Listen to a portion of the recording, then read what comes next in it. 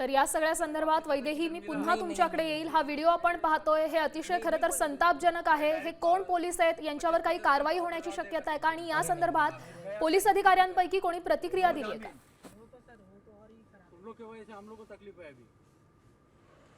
बघा ते कोण पोलीस आहेत, कुठल्या पोलीस ठाण्याचे आहेत या संदर्भात अजूनही कुठली अधिकृत माहिती मिळालेली नाहीये।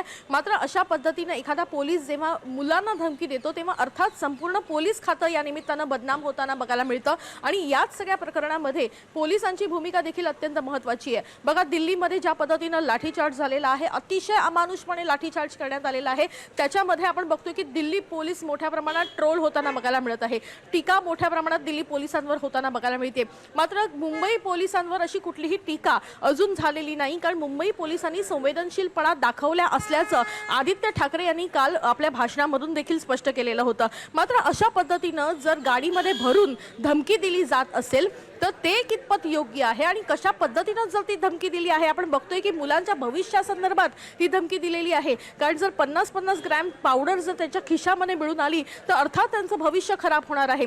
हे आंदोलन जे सुरू आहे ते शिक्षणासंदर्भात सुरू आहे आणि जर मुलांच्या भविष्याची काळजी जी आहे ती या संदर्भात आहे, म्हणून हे तरुण रस्त्यावर उतरलेले आहेत। आणि भविष्यासंदर्भातच आता अशा पद्धतीनं जर धमकी दिली जात असेल तर त्या पोलिसाला शोधून त्याच्यावर कारवाई करणं याच खरं तर मागणीकडे प्रत्येकाचं लक्ष लागलेलं आहे। हे पोलीस कोण आहेत ज्यांनी अशा पद्धतीनं गाडीमध्ये तरुणांना भरलेलं होतं, गाडीमध्ये तरुणांना धमकी दिली होती आणि पावडर म्हणजेच ड्रग्स त्यांच्या खिशामध्ये टाकणार होते का, असा सगळा संदर्भ खरं तर या निमित्तानं होतोय। कारण जर जामीन मिळणार नसेल तर अर्थात गंभीर गुन्हे या मुलांवर देखील दाखल होण्याची शक्यता नाकारू शकत नाही।